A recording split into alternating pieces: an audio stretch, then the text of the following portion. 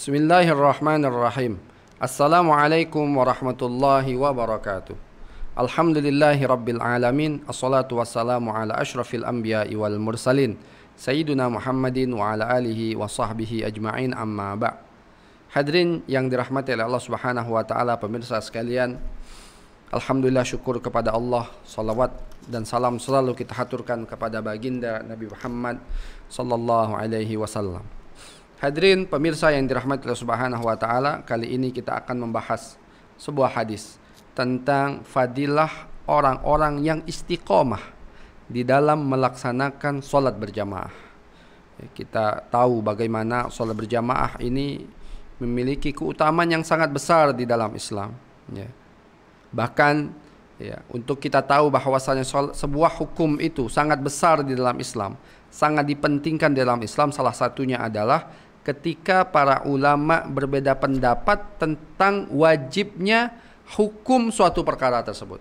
Jadi kalau para ulama mengatakan, ada seorang ulama atau beberapa orang ulama mengatakan suatu perkara ini hukumnya wajib, walaupun nanti ada ulama yang khilaf, yang menyelisihi pendapat tersebut, maka kita akan mengetahui bahwasanya perkara tersebut sangat penting di dalam Islam. Maka sholat berjamaah ini, kita ketahui, jumhur, kebanyakan para ulama mengatakan hukum sholat berjamaah itu wajib. Mazhab Ahmad, mazhab Maliki itu mengatakan bahwasanya, bahkan mazhab Hanafi juga mengatakan sholat berjamaah itu hukumnya wajib.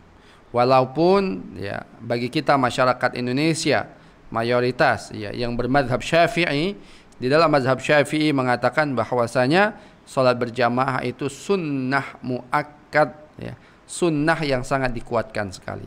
Tapi hadirin jamaah sekalian, tidak bisa kita pungkiri, semua ulama mengatakan pentingnya sholat berjamaah ini untuk kehidupan kita. Dan dari beberapa banyak hadis, banyak sekali hadis yang berkaitan keutamaan sholat berjamaah. Dalam Al-Quran bahkan juga disebutkan ketika menyebutkan sholat, selalu Allah subhanahu wa ta'ala, sering Allah mengatakan warka'u ma'ar raqi'in, rukuklah kalian itu bersama orang-orang yang rukuk. Artinya sholat itu diperintahkan berjamaah oleh Allah subhanahu wa ta'ala di dalam Al-Quran. Tapi ada sebuah hadis yang menarik tentang bagaimana keutamaan orang-orang yang selalu istiqamah melaksanakan sholat berjamaah ini. Sebuah hadis yang diriwayatkan oleh Anas bin Malik radhiyallahu anhu, yang kemudian diriwayatkan oleh Imam Tirmidzi, dari sahabat Anas bin Malik radhiyallahu anhu, berkata, qala Rasulullah sallallahu alaihi wasallam, Rasulullah sallallahu alaihi wasallam bersabda, man shalla lillahi arba'ina yauman fi jama'atin. Kata Rasulullah sallallahu alaihi wasallam, barang siapa yang salat arba'ina yauman, selama 40 hari, fi jama'atin, berjamaah salatnya. Ada syaratnya. Salat 40 hari 40 malam fi jama'atin, di dalam berjamaah, maksudnya istiqamah dia berjamaah. Yudrikut takbiratal ula, yang dia mendapatkan takbiratul ula, mendapatkan takbiratul ula bersama imam. Artinya dia tidak masbuk salatnya.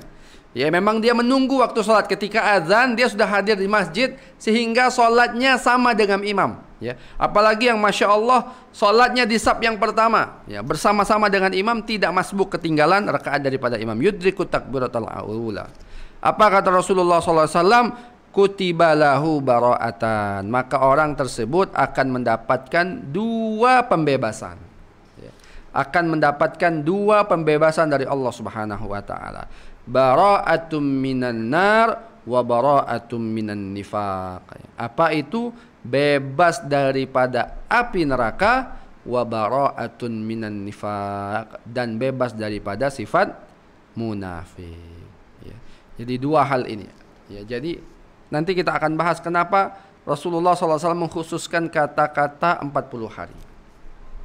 Hadirin yang dirahmati Allah subhanahu wa ta'ala, inilah keuntungan yang terbesar bagi orang-orang yang istiqamah salat berjamaah. Dua hal. Yang pertama, bara'atum minan nar, terbebas dari api neraka. Dan apabila kita terbebas dari api neraka, insya Allah kita masuk surga.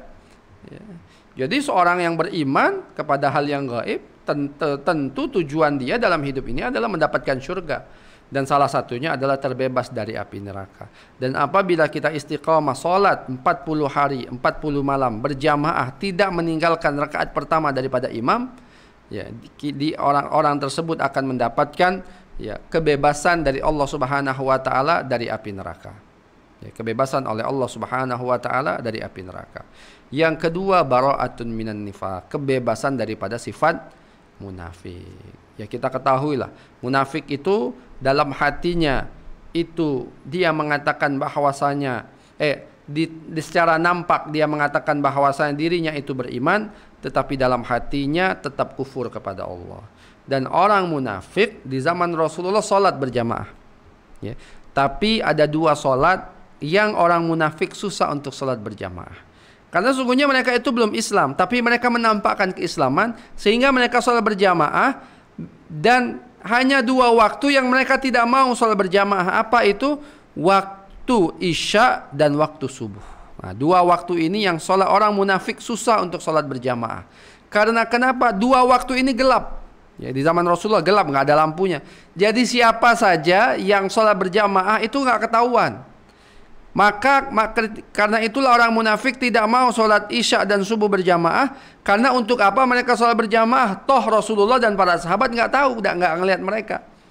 Karena mereka sholat bukan untuk Allah, tapi hanya untuk agar mereka dipikir sebagai seorang muslim, seorang beriman. Ya. Maka ketika kita istiqamah sholat berjamaah ini, Allah hilangkan kita ini dari semua sifat munafik. Baik munafik yang sesungguhnya, yaitu munafik-munafik yang besar yang memang dalam hatinya ada kekufuran kepada Allah, ataupun munafik-munafik yang kecil, sifat-sifat nifak yang kecil, yang kata Rasulullah SAW, idza haddatsa kadzaba, kalau berkata selalu bohong, ya. Wa idza wa'ada akhlafa, dan kalau dia berjanji pasti mengingkari. Wa idza tumina khana, dan apabila diberikan amanat dia selalu berkhianat. Itu sifat munafik, ya. Dan insya Allah kalau kita salat berjamaah akan dijauhkan dari semua sifat munafik ini, baik nifakul akbar ataupun nifakul asgar, nifak yang besar ataupun nifak yang kecil. Nah, hadirin jamaah sekalian, kenapa Rasulullah mengkhususkan 40 hari 40 malam? Karena itulah nih 40 hari ini para ulama memberikan, dan ahli tasawuf biasanya memberikan kata-kata ataupun memberikan sesuatu yang khusus untuk kata-kata 40 hari. Nabi Musa meninggalkan kaumnya selama 40 hari diperintahkan oleh Allah Subhanahu wa taala.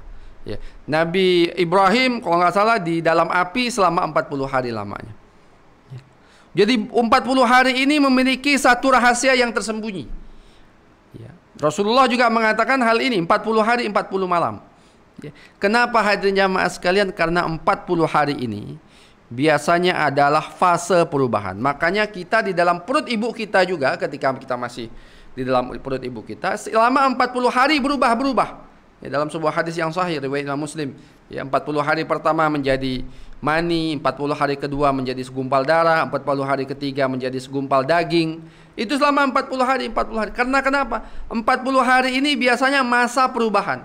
Maka ketika orang terbiasa untuk melakukan sholat berjamaah, ya, istiqamah selama 40 hari, tidak ketinggalan rakaat pertama daripada imam, maka hal ini akan menjadi kebiasaan dalam hidup dia. Maka dia akan istiqamah sampai akhir hayatnya untuk sholat berjamaah, dimulai dari 40 hari, ya, karena nanti ada perubahan ketika dia istiqamah selama 40 hari ini, ya. Maka hadirin jamaah sekalian, kalau kita sholat berjamaah 40 hari saja, begitu besar fadilah yang diberikan oleh Allah Subhanahu wa taala kepada kita, yaitu bara'atun minan nar wa bara'atun minan nifaq, bebas dari neraka dan bebas daripada kaum munafik. Bagaimana dengan orang-orang yang seumur hidupnya tidak pernah ketinggalan, tidak pernah masbuk sholat berjamaah sampai akhir hayatnya? Masya Allah, fadilah yang begitu besar yang diberikan oleh Allah Subhanahu wa taala kepada orang-orang tersebut.